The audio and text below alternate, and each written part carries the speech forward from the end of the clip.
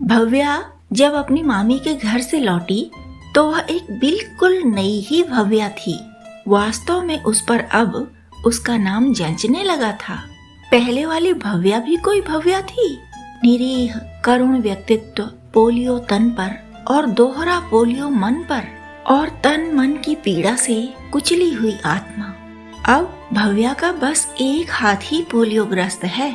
मन ने मुक्त कर दिया है सब गांठों को। क्या किया माता पिता ने उसके साथ, कैसी लापरवाह परवरिश की, कैसा ओछा पालन पोषण किया, वह याद ही नहीं करती। खरीदे हुए दामाद के रंग भी उसने अपने भीतर से झटक कर बाहर कर दिए हैं।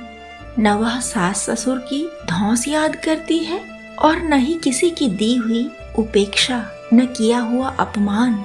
हृदय के रेशे रेशे की धुलाई हो गई। कैसे हो गया इतना बड़ा बदलाव, आमूल चूल परिवर्तन? भव्या मानती है कि यह ईश्वर की कृपा है, और ईश्वर के बाद अगर कोई काम आया तो वे संध्या दी हैं। क्या अद्भुत संयोग! एक ट्रेन में दो स्त्रियां मिलती हैं और उन्हें लगता है कि उनकी आत्माएं तो जाने कब से सखियां हैं। वे एक दूसरे के लिए कतई अपरिचित नहीं रहती, और जो बड़ी उम्र की स्त्री थी वह जैसे दीदी माँ हो जाती है। एक नया जीवन देने वाली, जीवन का मार्गदर्शन करने वाली, राह सुझाने वाली, राह पर लाने वाली, उंगली पकड़कर चलाने वाली। बस 3-4 दिन का साथ ही कैसा अमृतमय हो गया। पूरा व्यक्तित्व ही संवर गया। भीतर के सब घाव धो दिए संध्या दी ने। फिर उन पर मरहम ऐसे लगाया कि बिसर ही जाए उनके दर्द, और फिर मन का कण कण जैसे नवीन हो उठा, और उस नवीन भूमि पर स्थापित कर दिया गया परम पवित्र तारक नाम। और मरी हुई भव्या तर गई, अमृतमयी हो गई। नव कलेवर में भव्या एक सार्थक नाम धारिणी, शुभकारिणी। पहली बार अकेली यात्रा की हो तो तुम में गजब का कॉन्फिडेंस दिखाई देने लगा है बहू, भव्या की सास ने कहा। भव्या मुस्कुरा दी, बोली कुछ नहीं। पहले भी वह कुछ बोलती नहीं थी, पर मुस्कुराती भी तो नहीं थी। उसका बोलना बस उतना ही होता था जितना उससे पूछा जाता था। मुस्कुराना तो उसे याद भी नहीं था कि होता कैसे है। बड़ा कठिन काम।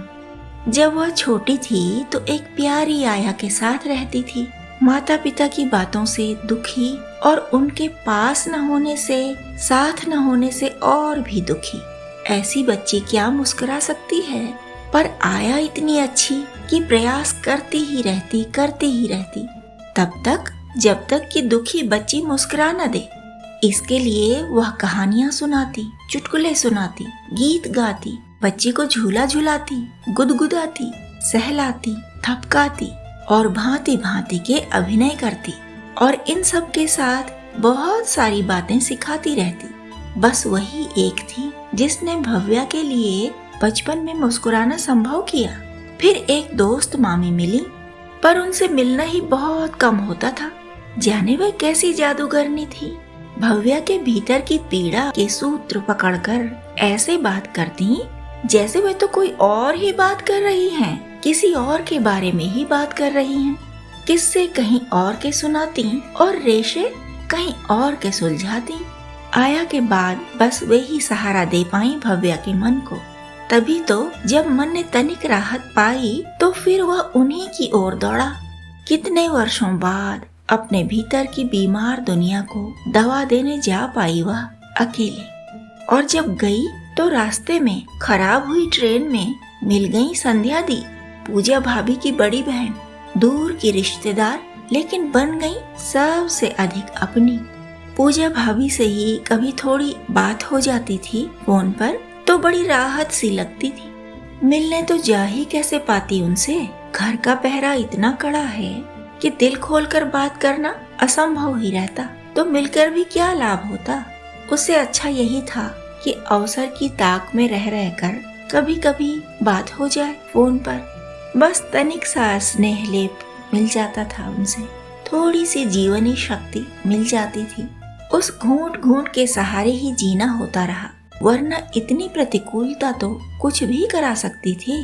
आत्महत्या करने वालों की सींग पूंछ थोड़े ही होती हैं। न किसी दूसरी दुनिया के लोग उनसे यह करवाते हैं, न पागल होने वालों के साथ कोई विदेशी आकर अत्याचार करते हैं। सब अपनों के ही मारे होते हैं। हत्यारे और आतताई सब आसपास वाले ही होते हैं। भाग्य जाना था, लेकिन प्रारब्ध को कहाँ पहचाना था। यही तो संध्या दी ने इतना सरलता से समझा दिया। पहले क्या सुना पढ़ा नहीं था, घट घट वासी राम, पर वह विश्वास इतने गहरे उतरा ही नहीं था कि अपने आसपास अनुभूति मिलती। ईश्वर है तो फिर इतने दुख क्यों हैं? ईश्वर दयालु है, सब कुछ देखने वाला है, तो फिर उसे मुझ पर दया क्यों नहीं आती? क्या उसे मैं दिखाई नहीं देती या मेरी पीड़ा नहीं दिखाई देती? ये प्रश्न थे भव्या के मानस में। मुंह से नहीं कहे तो क्या, प्रभु तो मन की भी सुनते ही हैं, तभी तो ऐसा आयोजन कर डाला। जो बेटा शत्रु की तरह व्यवहार करता था वह माँ को माँ मानने लगा। यह क्या कम चमत्कार था। कभी सीधे मुंह बात न करने वाली सास बिटिया बिटिया कहने लगी। ताने मारने वाले ताने भूल से रहे हैं। कभी फाटक से बाहर न निकलने वाली भव्या अकेली 450 किलोमीटर की यात्रा कर गई। गई भी तो कहाँ, एक दूर के रिश्ते की मामी के घर। और उस पर अजूबा यह कि जहाँ के लिए घर से चली थी वहाँ गई ही नहीं, रास्ते में किसी सहयात्री के साथ निकल ली। सहयात्री भी कैसी मिली, आहा, ऐसे राममय व्यक्तित्व भी हैं संसार में, पर वे पहले कभी नहीं मिले। क्यों नहीं मिले? प्रारब्ध के कारण ही तो। कितना काटना था, अभी भी हो सकता है काटना बाकी हो, पर अब संबल है, भरोसा है, आत्मदया नहीं है। पहले जो कभी नहीं था वह भी है, आत्मविश्वास। सब निधियां कैसे मिल गईं एक ही यात्रा में। कैसा चमत्कार है तुम्हारा प्रभु। भव्या को भक्ति की फुर्सत तो कभी मिली ही नहीं थी, न कभी कोई भक्त उसने पास से देखा। लगता था भक्ति भक्ति तो सब सतयुगी बातें हैं, कलयुग में बस मशीनें हैं, पैसा है और दुर्गुण भरी दुनियादारी है। उसकी आत्मा पूछती थी कभी कभी एकांत में कि अच्छा बताओ, तुम्हारी आया अगर तुम्हारे लिए गीत न गाती, तुम्हें कहानी न सुनाती, तो क्या उसे कम पैसे मिलते? अगर वह तुम्हें खाना पकाना न सिखाती तो क्या उसका वेतन कटता? तुम्हारे लिए घोड़ा न बंधती तो क्या उसे मार पड़ती? तुम्हें हंसाए बिना रहती तो क्या नौकरी से निकाल दी जाती? किसे परवाह थी तुम्हारे हंसने रोने की? सोचो कि माँ का भी कोई विकल्प होता है क्या? नहीं होता ना। पर तुम्हें तो मिला। तुम्हारे पास अगर एक अपवाद जैसी माँ थी तो माँ की पूरी विकल्प रूपिणी आया भी तो थी। आत्मा के इन प्रश्नों ने उसे कभी नास्तिक नहीं होने दिया। कुछ नया पाओ तो ईश्वर का धन्यवाद करो, यह आया ने ही सिखाया था। अब तो नया कलेवर ही मिल गया, तब धन्यवाद से लबालब कैसे न हो भव्या। जीवन में जितनी नियमितता थी दूसरों के लिए थी, अपने लिए कुछ भी नहीं थी। समय पर खाना, नाश्ता, चाय सब दूसरों को मिलने चाहिए। 6 लोगों का खाना हो या 36 लोगों का, भव्या को बिना चूक किए समय पर सब करना होता था। पकाना, परोसना सब सुघड़ता के साथ, लेकिन अपने लिए राम राम। कभी कभी तो जूठन से ही पेट भर लेती थी। पति का छोड़ा, पुत्र का छोड़ा, सब अपनी थाली में। यहाँ तक कि सास की जूठी प्लेट का अचार, सूखी सब्जी भी उठा लेती, जैसे घर का आर्थिक स्तर तो समझ ही न पाती हो।